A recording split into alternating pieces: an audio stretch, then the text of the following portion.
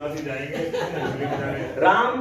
राम हृदय में बात करें तो यह तन अवधपुरी हो जाए, इच्छा का मारीच न दौड़े, मन रावण का वध हो जाए। एक साथ सभी को प्रणाम करता हूँ। और नवोदित पढ़ चुके, वरिष्ठ भी पढ़ चुके, उनके बाद मैं आया हूँ। इतना सम्मान देने के लिए बहुत बहुत धन्यवाद। एक बहुत लंबी कविता पढ़ी गई। कविता क्या है, मैं कुछ पंक्तियां देना चाहता हूँ। कविता क्या है कि आंसू को मुस्कान बनाना, पीड़ाओं को तान बनाना, जीवन हव्य समान बनाना बड़ी बात है। जगहित युग का कालकूट अंजुल भर पीना बड़ी बात है। कोई बड़ी बात नहीं है कविता लिखना, कोई बड़ी बात नहीं है कविता लिखना, कविता जीना बड़ी बात है। तो झांसी में कविता को जीने वाले जो लोग हैं, ये सब मेरे सामने बैठे हुए हैं। आपकी उपस्थिति में एक कविता पढ़ता हूं।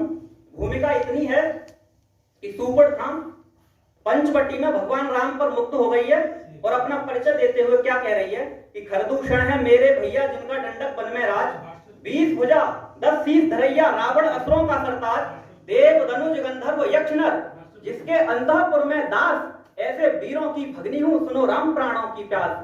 चंचल मन से विचरण करती दिस दिस में सर्वत्र स्वच्छंद, नहीं दूसरी मुझसी नारी तुझसा नहीं पुरुष नरचंद। मेरे यौवन नद में सुख से तपसी तारो अपनी नाव, काम जलाता है प्राणों को धर्म तुम्हारा करो बचाओ। देखो अपनी सुंदरता का वर्णन करते हुए कहती है, देखो ये कच्छ अलग घनेरे, घन घनघोर घटा की मेघ, झील झील दृग अरविंदाधर, कुटिल कमानी भूखी रे, कसी कंचुकी के कामी कुछ देखो ये कपोल कचनार, बन रहा है तुम्हें देखकर मेरा यौवन पारावार।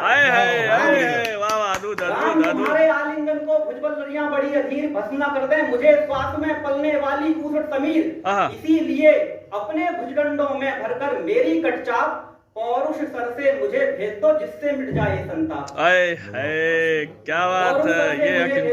राम क्या कहते हैं, तो रघुकुल तिलक नरेश्वर राघव बोले देव नमन सत्वार, पत्नी व्रता राम करता है अपनी कुटिया में सत्कार, सचमुच रूप तुम्हारा लगकर डिग जाए मुनियों का ध्यान, किंतु न मुनि मैं केवल मानव कुल मर्यादा की हूँ आन।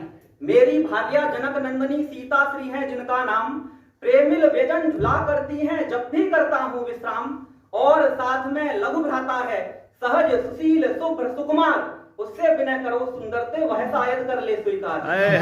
मन में काम पिपासा लेकर शूरपणखा चल पड़ी अधीर, जहां खड़े कोटिक अनंग मद हरने वाले लक्ष्मण वीर, देख सुमित्रा नंदन उसको बोले कहो देव क्या चाव, मधु मिश्रित वाणी में बोली लाई हूँ विवाह प्रस्ताव।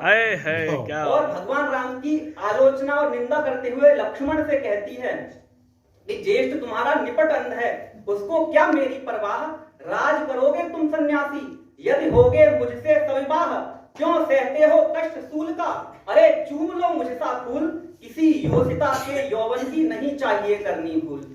तो भ्रकुटी तान कर लक्ष्मण बोले, भगवान राम की निंदा कैसे सहने, भ्रकुटी तान कर लक्ष्मण बोले किसे अंध कहती हो आप, वह मेरे स्वामी हैं उनका ठुकराया मुझको अभिशाप, हम तपसी हैं हमें न विचलित कर सकता यौवन का ताप, पुण्य वंशजों के जीवन में आ सकता है कैसे पाप। पाप चौंक पड़ी पाप हरे में पाप, तपस्वी क्यों करता मेरा अपमान, ऐसी सुंदरता का सुर तक कब कर पाते हैं रसपान, लगे काटने नीरवता को शूरपणखा के शब्द कृपाण, कोलाहल सुनकर कुटी बाहर आई श्री राघव के प्राण।